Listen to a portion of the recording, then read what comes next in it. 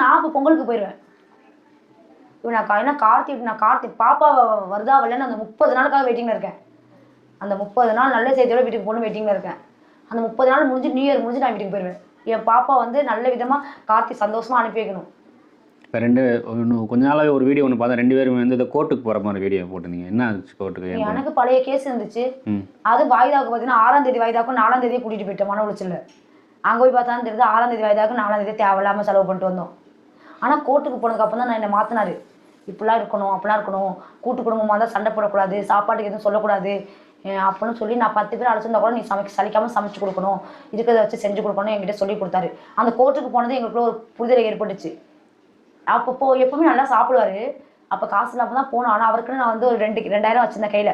1000 ரூபாய் சாப்பாட்டுக்கு, பஸ்ஸுக்கு, வக்கீல் கொடுக்குறதுலாம் சேர்த்து.